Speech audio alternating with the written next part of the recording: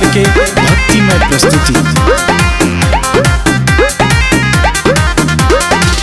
दुर्गा पूजा बीतल दिवाली, सब मिल पूजलो मैया काली।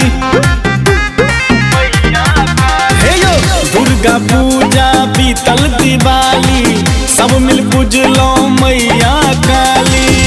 आए घरे घरे छठक तैयारी छे।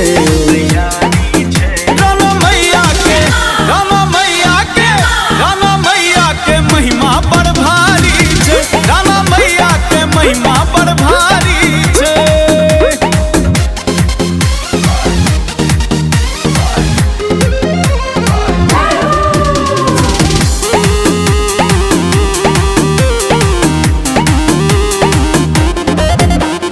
लागल बाजार रंग बिरही सामानक, कोनिया आसूप से हो भेटै छै तामक।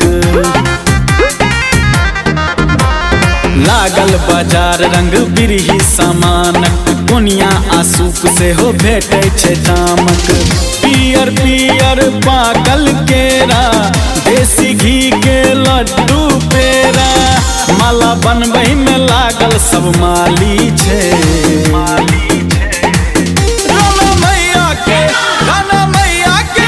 राना मैया के महिमा बड़ भारी छे। राना मैया के महिमा बड़ भारी छे।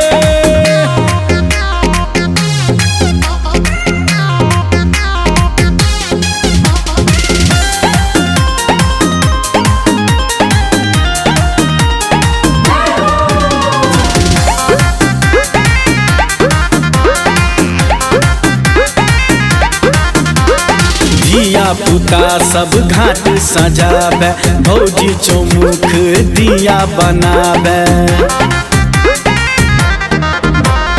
दिया पुता सब घाट सजावे, भौजी चौमुख दिया बनावे।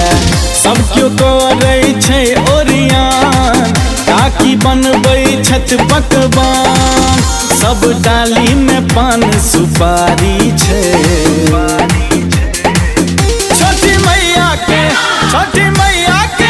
छठी मैया के महिमा बड़ भारी छे।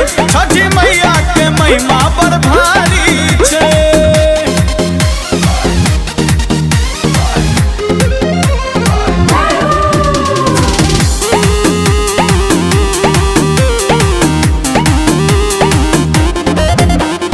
डीजे में बाजैया गीत गगन के, पप्पू पूजैया माँ अही चरण के। डीजे में बाजैया गीत गगन के, पप्पू पूजैया माँ अही चरण के। निर्धन के बन भी धनवान, सबके दै छी यही संतान। अही कृपा से सगरो खुशहाली छे।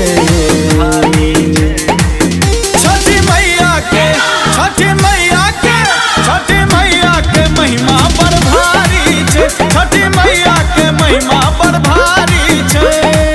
दुर्गा पूजा बीतल दिवाली, सब मिल पूजलो मैया काली। दुर्गा पूजा बीतल दिवाली, सब मिल पूजलो मैया काली। अब घरे घरे छठक तैयारी छे।